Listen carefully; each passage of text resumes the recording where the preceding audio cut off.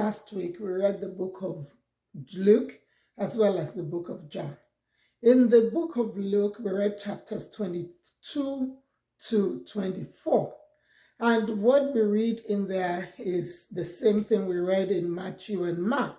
We read about the betrayal of Jesus, we read about the crucifixion of Jesus, and we read about the resurrection of Jesus.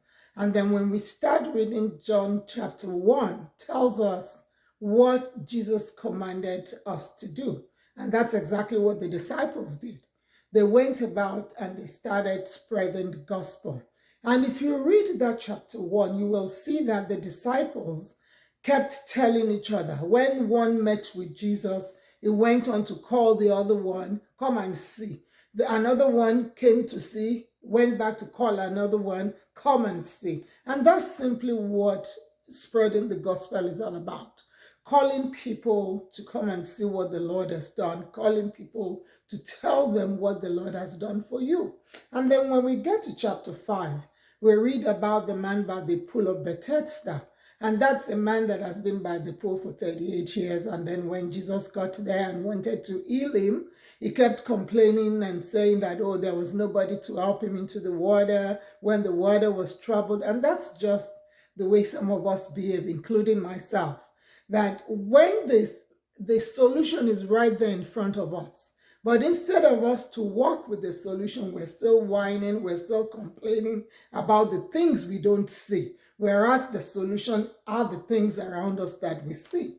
And then when we get to chapter 8, we see the woman that was caught in adultery. And one thing that struck me there was that Jesus told them that he that is without sin should cast the first stone.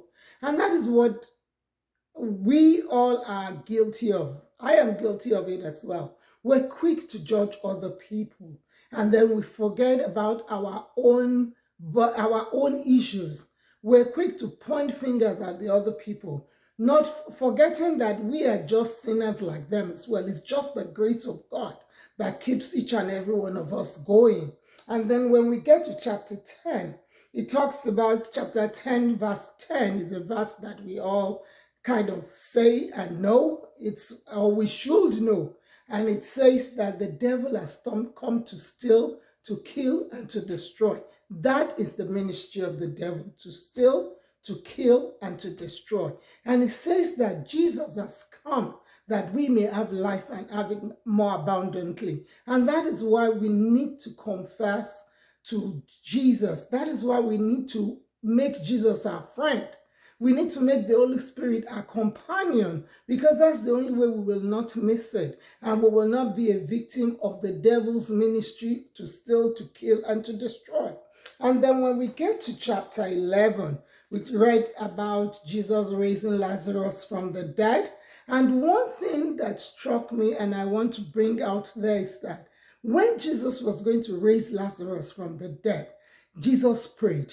Jesus knew that he could raise Lazarus up. He didn't need to pray. And if you look in there, he said that he prayed that the people around him may believe and know that even he prays. So if Jesus that knows everything, that is able to do all things, prays, then we should pray as well. And then when we get to chapter 13 to 15, it's just Jesus giving his disciples his last words. That's what I will call that. And then from chapter 15, verse 16, he says the same thing he's been saying in Matthew, in Mark, in Luke.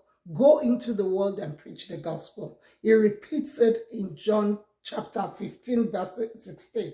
And then in chapter 16 and 17, he also continues his last words to his disciples.